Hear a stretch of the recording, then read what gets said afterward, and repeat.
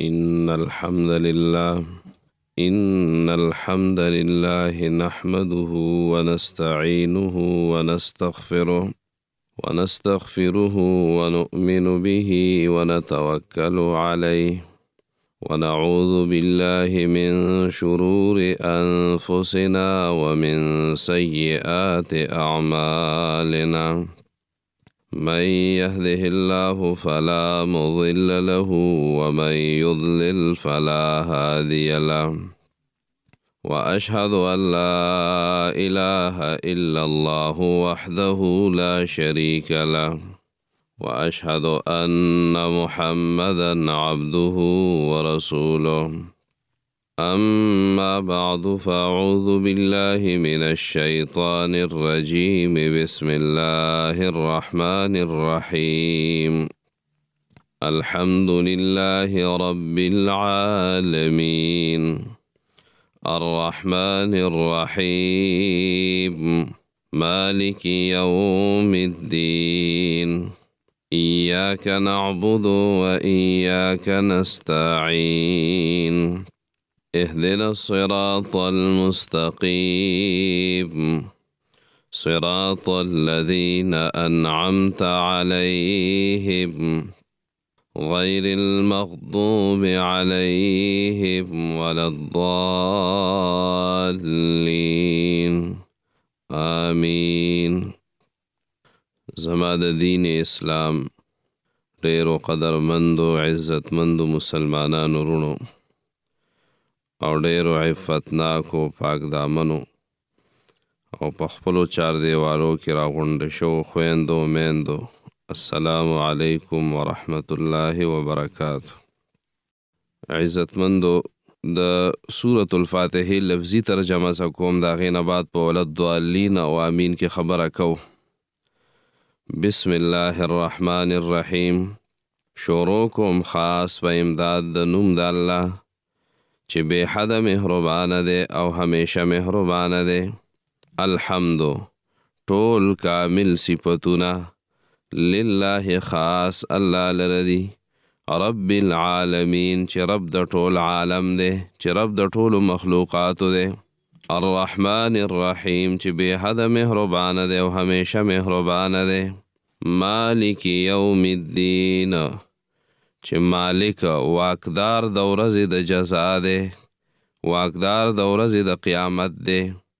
ایاک نعبدو خاص تا بندگی کو منگا و ایاک نستعین او خاص تا نه امداد غواړو. اهدنا الصراط المستقیم او خای منگ تا سملارا. اهدنا مضبوط کا منگا صراط المستقیم پاغ سید لارا باندې په صراط مستقیم. صراط الذین لار د حق کسانو انعمت علیهم چې تا انعام کړی دی پاغوی باندې.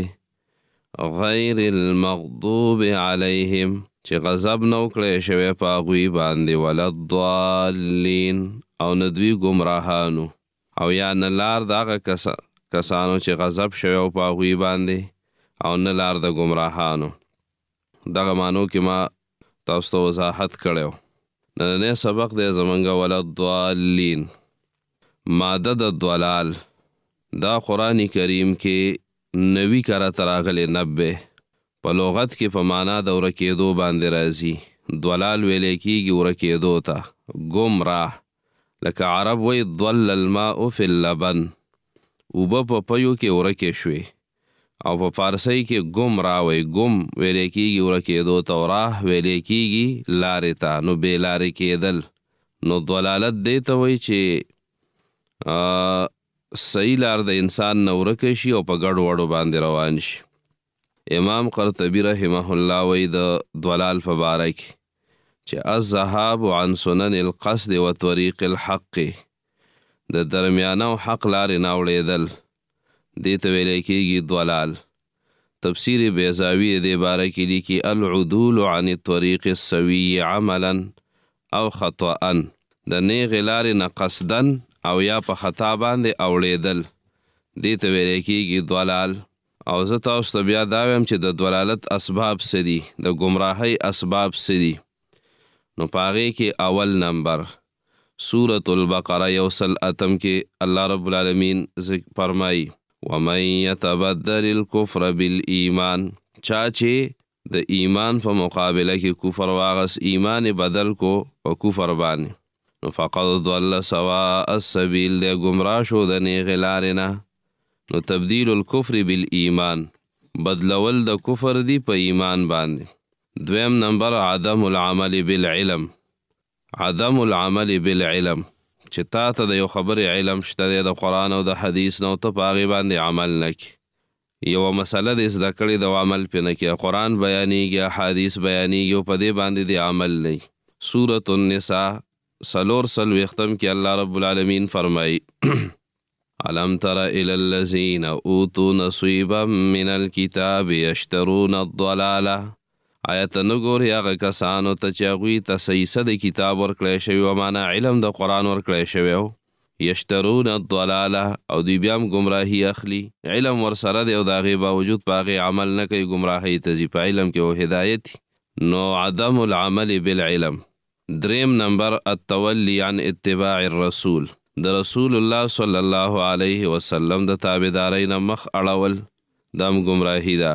ولولا فضل الله عليك ورحمته لهمت طائفة منهم أن يضلوك، کچاري تا باندې د الله رب العالمین فضل نه وي او رحمت د الله، نو یو قص کړی او خامخا به قص کړی وی یو ډلې د دوی نه چې تا ګمراه کړي، تا واړی د نیغې لارې نه. نو د پیغمبر اتباع نه چې څوک اوړي نو دا ګمراهي ده.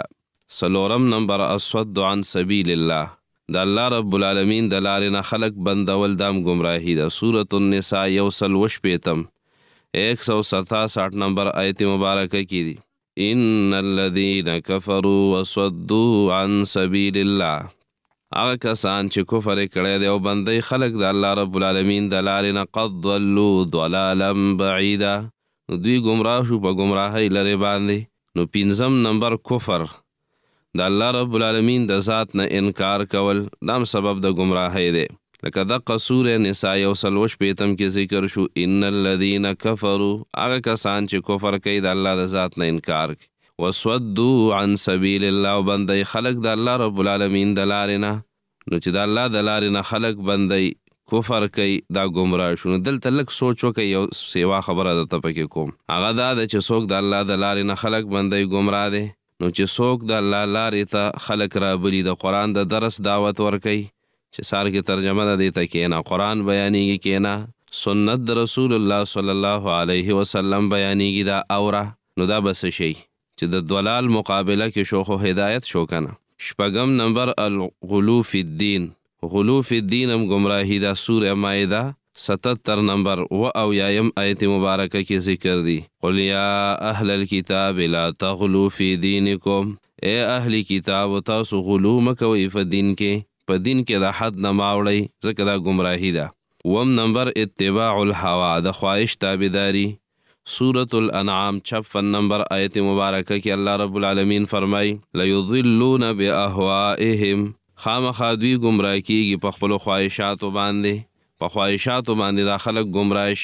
اتم نمبر الاعتراض علی الرسول، پر رسول الله صلی الله علیه وسلم باندې چې کوم بې وقوفه اعتراض کوي دا گمراه دي.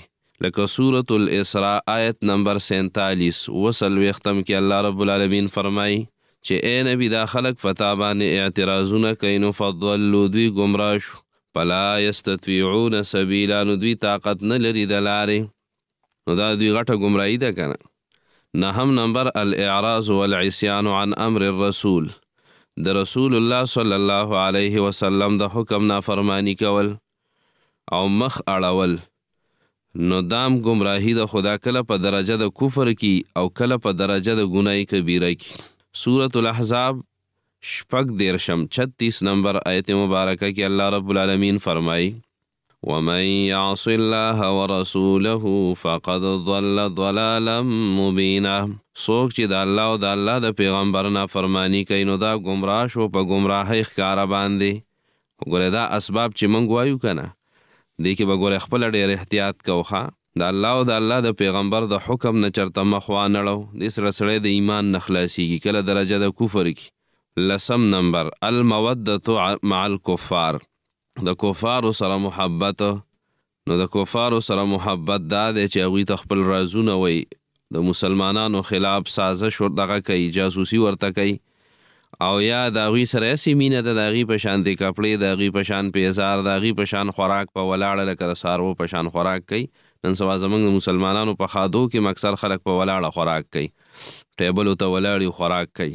دا خو د ځناورو کار دی، په ولاړه خوراک به په ناسته باندې کې. نو دا د هغوی سزا نه یو کوي که نه، د هغوی په شانتې ویښته زنانه پرېږدي، ځکه خو بربنډ سر ښکاره سر په دې سکرینونو باندې راځي. د هغوی چې کم نارینه دي، د هغوی ګیرو کې چې را کم نخرې پیښې کړي زمونږ نوجوانان نن سبا غم کوي. نو الله رب العالمین فرمایي ومن یفعله منکم، او چا چې د دې کفارو سره دوستانه وکړه، فقد ضل سواء السبیل، نو دی ګمراه شو د نیغې لارې نه. سورة الممتحنه اول نمبر آیت مبارک. 11 نمبر اتباع الاکثریه، د اکثریت تابعداري. سورة الانعام 14 نمبر آیت مبارکه کې راغلي. دلیل ته نه ګوري، خو بس وایي خلک ډېر دی. نو د دې وضاحتونه به انشاءالله چې کله موږ ترجمه کوو که نه، نو ستاسو زړه به په دې باندې خوشحاله شي، سترګې به هم پې یخې شي. انشاءالله د دې آیتونو تشریح وضاحتونه چې کله راشي، دا خو هسې موږ مختصر تاسو ته په ګوته کوو دلته. نو د اکثریت تابعداري څنګه چې کله هغوی په دلیل پسې نه روان او ګڼ خلک دی، او ته وایي چې دا خو ډېر خلک دی، وایي چې د قوم سره غرق کې نو غرق نه، دا غلطه خبره ده. نو د اکثریت تابعداري به نه کوې، او که په دلیل باندې ونو که بیا ډېرې او که لږي، ته به دلیل تابعداري کوې. وان تطع، الله وایي که چېرې تا تابعداري وکړه، اکثر من فی الارض، د اکثریت په ځمکه کې د ډېرو خلکو، یضلوک عن سبیل الله، نو د الله د نیغې لارې نه به دې واړئ. 12 نمبر استحباب الدنیا علی الاخره، دنیا په آخرت باندې غوره کول. لکه سورة ابراهیم 3 نمبر آیت مبارکه کې الله رب العالمین فرمایي الذین یستحبون الحیاة الدنیا علی الاخره، هغه خلک چې غوره کوي دنیا په آخرت باندې، ژوند د دنیا په آخرت باندې غوره کوي. نو اولئک فی ضلال بعید، دغه خلک په لرې ګمراهۍ کې پراته دي. او دې کې بیا دا هم دي چې ویصدون عن سبیل الله، د الله د لارې نه خلک هم بند دي. نو دا په ګمراهۍ لرې کې، دا خو مخکې ذکر شو. 14 نمبر القنوت من رحمت الله، د الله رب العالمین د رحمت نه امیده کېدل. لکه سورة الحجر 55 نمبر آیت مبارکه کې الله رب العالمین فرمایي ومن یقنط من رحمت ربه الا الضالون، چې د الله رب العالمین د رحمت نه نه امیده کېږي مګر ګمراهان ترې نه امیده کېږي. چې کم خلک ګمراه دي هغه د الله رب العالمین د رحمت نه نه امیده کېږي. 14 نمبر قسوة القلب، د زړه سخوالی دام سبب د ګمراهۍ دی. زړه سخت شي، په ماشومانو یې زړه نه خفه کېږي، په کور کې په زنانو باندې سترس نه راځي، په سپین ګیرو یې سترس نه راځي، او دغه شانتې په مظلومانو باندې سترس نه راځي، په کونډو په یتیمانانو باندې زړه نه خفه کېږي، په غریبانانو باندې نه ورسره امداد کوي. نو دا زړه چې کله داسې سخت شي که نو د الله نه یره نه وي، د عذابونو نه یریږي، نو دا هم سبب د ګمراهۍ دی. سورة الزمر 30 نمبر آیت مبارکه کې الله رب العالمین فرمایي فویل للقاسیة قلوبهم من ذکر الله اولئک فی ضلال مبین. الله وی هلاکت دی د هغه سختو زړونو والو دپاره، للقاسیة قلوبهم، د چا چې زړه سخت دی د دین اسلام نه، دا ښکاره ګمراه دی. 5 نمبر الممارات والمجادلة فی الساعة، د قیامت په باره کې جګړې کول. سورة شورا 18 نمبر آیت مبارکه کې راغلی الا ان الذین یمارون فی الساعة لفی ضلال بعید، خبردار بېشکه کسان یمارون فی الساعة چې دوی جګړې کوي په باره د قیامت کې، نو خامخا په ګمراهۍ لرې کې دي.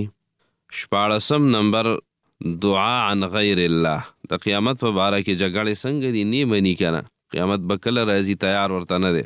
دعا عن غیر الله 14 نمبر سبب د ګمراهۍ دا هم دی چې د الله رب العالمین نه علاوه د نورو نه غوښتل کوي، د الله رب العالمین نه نه غواړي او د نورو نه غواړي. سورة الاحقاف 5 نمبر آیت مبارکه کې برایش او تفصیل به هلته انشاءالله کو. الله رب العالمین فرمایي ومن اضل او څوک دی ډېر ګمراه ممن د هغه چانه د هغه چانه به څوک ډېر ګمراهي دا ډېر غټ ګمراه دی.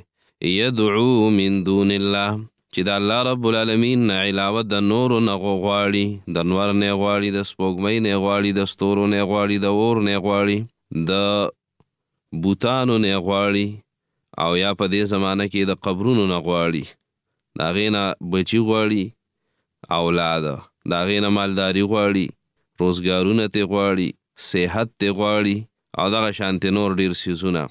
الله رب العالمین فرمایي من لا یستجیب له الی یوم القیامه د هغه چا نه غواړي چې دوی له د قیامته پورې جواب نشي ورکولی. وهم عن دعائهم غافلون بلکې جواب لاسه کې چې د دوی د دې غوښتنې نه غافله دي او بې خبره دي. نو سورة الحج کې الله رب العالمین فرمایي ذلک هو الضلال البعید وی دا ډېره غټه لرې ګمراهي ده، لرې انسان ډېر لرې بوځي د سنتونه.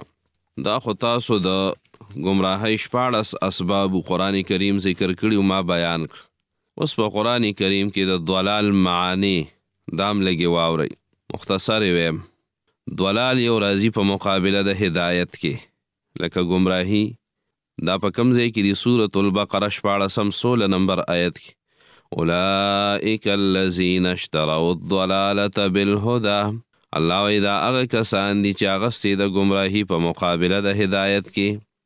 نو فما ربحت تجارتهم د دوی د تجارت څه ګټه ونه کړه. دا داسې یو تجارت دی چې د تاوان دی. دا منافقان دوی ګمراهي اخلي په مقابله د هدایت کې. وضاحت به هلته راځي د منافقانو خویونه به انشاءالله وایو. 15 په سوره بقره کې الله ذکر کړي، او بیا 15 خویونه د منافقانو سوره توبه ذکر کړي. یو به درته ویم او ځان به ترې ساتو. او د قرآن نه د هدایت د اخیستو طریقه هم دا ده چې د منافقانو بد خویونه، د یهودو د نصاراو بد خویونه، د مشرکانو بد خویونه دا به د ځان نه وباسو، او د مؤمنانو ښایسته او ښکلي صفات قرآن بیان کړي ډېر مزیدار. هغه ښایسته او ښکلي صفتونه به په ځان کې راولو، نو سوچه مؤمنان به رانه جوړ شي. الله هم دې دغه شانتې وګرځوي. 2 نمبر ضلال راځي په معنی د نسیان باندې. هر ځای کې به ګمراهي معنی نه کوي. ته چې دلته ترجمه اورې نو لږ ځان پوهه که تاسو وایې په سوره فاتحه کې ډېر وضاحت، نو دا داسې وضاحت دی چې ستا ټول قرآن پرې سمیږي. دا معنی دلته زده که. ضلال په مقابله د هدایت کې یو، ضلال په معنی د نسیان. سورة البقره 282 آیت مبارکه کې الله رب العالمین فرمایي، غټ آیت دی منځ کې راځي چې 2 گواهان به د سړو نه، خو که 2 سړي نه نو یو سړی او د یو سړي په ځای 2 ښځې. نو بیا وایي چې دا 2 ښځې ولې؟ وایي ځکه چې د ښځو نه خبره ير کېږي، هېرې سې وایي. نو ان تضل احداهما کچرې هېر شي د یوې نه په دې 2 ښځو کې، نو په تذکر احداهما الاخرى نو دا بله چې ده نو دا بیا ورته رایاد کي. که د یوې نه هېر شي نو دا بله بیا ورته رایاد کي. نو 2 ښځې ځکه نو دلته به نه وی چې یوه ښځه ګمراه شي نو دا بله ورته ګمراهي رایاده کي. نه، دا معنی دلته نه ټیک کېږي. ته به د ضلال معنی پیژنې. 3 نمبر عدم العلم بمصالح الدنیا چې د دنیا په کار روزګار باندې رسې ډېر نه پوهېږي. موږ ورته ساده وایو، ساده. نو سادهګي د دنیا په څیزونو باندې او د دنیا په کارونو ډېر نه پوهېږي. دین کې ښه ماهري. بعضې علمای خلک وایي دا ساده دی، او چې کله داسې مالداره سړی یو قمقلي نو خلک وایي زورور دی، او چې کله غریب او بیا پوهېږي هم نه نو بس چې هغه ته یې څه نوم ووایه نو هغه ته خو بیا زناورو نسبت کوي خلک. نو عدم العلم بمصالح الدنیا سادهګي. او دا د یوسف علیه السلام چې کوم وروڼه وو هغوی د خپل پلار په باره کې ویلي وو، وایي ان ابانا لفی ضلال مبین، یقینا زمونږ دا پلار خامخا په ښکاره سادهګۍ کې پروت دی. زمونږ دا پلار وایي ښکاره ساده دی. نو خو د الله پیغمبر دی ډېر هوښیار انسانو، ډېر فراست والا انسانو، او دومره لوی فراست یې دا د پخپله دوی سادهګانو، دا پخپله سادهګانو، ځکه یې دا خبره کوله. نو دلته لفی ضلال ګمراهي معنی به نه کوي، ځکه هغوی ته پته وه چې زمونږ پلار پیغمبر دی. نو څنګه د ګمراهۍ نسبت یو پیغمبر ته خو نشي کېدی. سلورم نمبر ضلال راځي په معنا د محبت. اوس دې ته سوچ کوئ، ضلال په معنا د محبت باندې هم راځي. سورة یوسف 95 نمبر آیت 95. الله رب العالمین حکایت کوي د یوسف علیه السلام د رونو نه. د یوسف علیه السلام رونه خپل پلار ته وایي ګوره اذهبو. یعقوب علیه السلام خپلو بچو ته وایي لاړ شئ فتحسسوا من یوسف واخیه ولا تیأسوا من روح الله انه لا ییأس من روح الله الا القوم الکافرون. ویل نه امیده کیږئ مه، یوسف علیه السلام او د هغه ورور ولټوئ. نو دوی ویل د یو قول مطابق 80 کاله دې کې تیر شوي. نو دوی ویل چې 80 کاله پس هم د یوسف یادوي. نو څه وایي انک لفی ضلالک القدیم، یقینا ته په هغه پخواني محبت کې پروت یې. 80 کاله پس هم ته هغه یادوي. به وختي چېرته به مړي څه به شوي. انشاءالله د وضاحتونه به سوره یوسف کې راشي. 5 نمبر حبط الاعمال. ضلال راځي په معنا د عمل د بربادېدلو باندې، لکه سورة الکهف کې به راشي. 1 نمبر آیت مبارکه 104. الذین ضل سعیهم، وی الله رب العالمین فرمایي هغه کسان چې برباد شو سعیهم کوشش د دوی، برباد شو هغه کوشش او سعی د دوی. 6 نمبر ضلال راځي په معنا د غفلت باندې. الله رب العالمین په صفات سلبیو کې دا راغلي. صفات سلبیه یو ثبوتیه دي یو سلبیه دي. ثبوتیه هغه صفات دي چې هغه ثابت دي د الله دپاره، او سلبیه هغه دي چې هغه د الله رب العالمین نه نفي کیږي، لکه په الله باندې خوب نه راځي، په الله رب العالمین باندې غفلت نه راځي، هیر پې نه راځي. نو دلته سوره طه 52 کې الله رب العالمین فرمایي او دا چې کله موسی علیه السلام فرعون له ورغی، نو فرعون ته څه تپوسونه کړي، ډېر زبردسته مناظره غونته کې تپوسونه دي، بحث دی. نو آخره کې ورته دغه وایي دا فرعون وایي فما بال القرون الاولی، زمونږ دا مخکې خلک چې مړه شوي دی باره کې ته څه وی. د هغه دا خیال و چې دی به وایي چې ټول جهنمیان دي او کافر دي. نو دا موجود چې کم وزیران دي او کم جرنیلان دي خو د دوی پلاران او نیکونه دوی پې قار شي او بس موسی علیه السلام څه بیا نفرت پیدا شي. موسی علیه السلام ته چې ویل د مخکینو مشرانو باره کې څه وی، هغه له ښایسته جواب ورکړو. هغه ورته وایي علمها عند ربي فی کتاب، او د هغوی علم زما د رب سره دی په کتاب کې، بس هغه زما رب ته پته ده. بیا ورته وایي لا یضل ربي ولا ینسا، زما رب نه غافله کیږي او نه تهیریږي. لا یضل ربي، زما رب نه غافله کیږي نه لا یغفلو. ښایسته جواب یې ورکړو. 1 نمبر په معنا د مخ اړولو باندې هم راځي. سورة الفرقان 43 نمبر آیت مبارکه کې ان کاد لیضلنا عن آلهتنا، وی نږدې ده چې دا پیغمبر موږ واړی د خپلو معبودانو نه. وضاحت بلته راشي. 8 نمبر ضلال راځي په معنا د عدم العلم بعاقبت الشیء، د یو څیز په انجام باندې نه پوهېدل، په دې معنا هم راځي. لکه په سورة الشعراء 20 نمبر آیت مبارکه کې به راشي قال فعلتها، موسی علیه السلام فرعون ته وایي دا کار مې کړی و چې سړی مې وجلی دی، په سوک مې والی دی. اذن په هغه وخت کې وانا من الضالین، او زه نه پوهېدم چې دا به په سوک باندې مړ کیږي. د دې سوک د انجام نه وم خبر، دا ډېر جلالي سوک و چې یو سوک یې سړی و او بس بیا پروت. 9 نمبر راځي بمعنى الغیبوبت، غایب کېدل، ورک کېدل. سورة الف لام میم السجده کې 10 نمبر آیت مبارکه کې به راشي وقالوا اذا ضللنا في الارض انا لفي خلق جديد، وای آیا هر کله چې منګه په دوی به دا خبره کوله چې هر کله منګه په دې ځمکه کې ورک شو، خاورو سره خاوري شو، ختم شو، ورک شو، نو آیا موږ به په نوي پیدایش باندې پیدا کړی شو.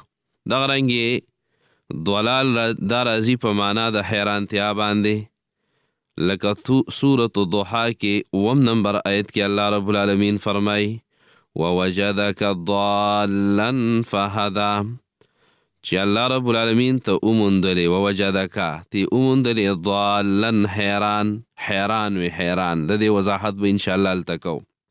ما كنت تدري ما الكتاب ولا الإيمان ولكن جعلناه نورا نهدي به من نشاء من عبادنا.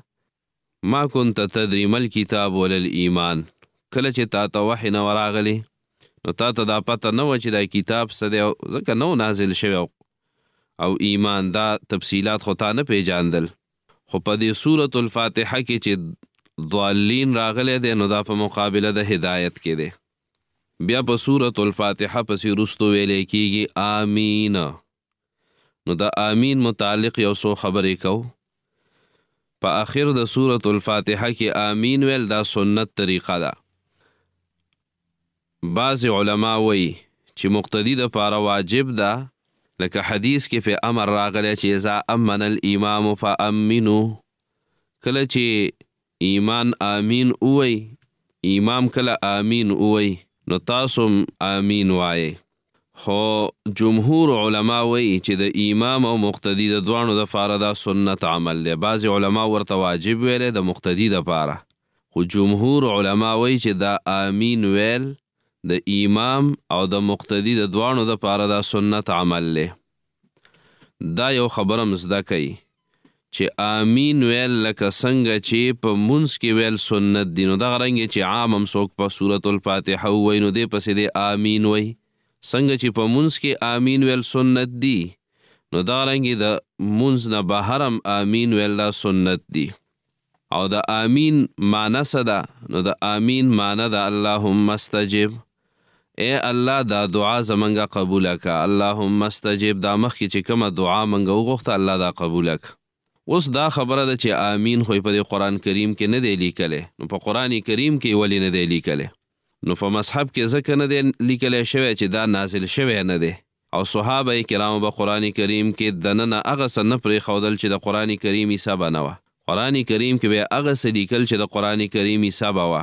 اگر چې ضروري به نو آمین په سنت ثابت دی، ویل شته دی، خو د فاتحې سره نازل نه دی.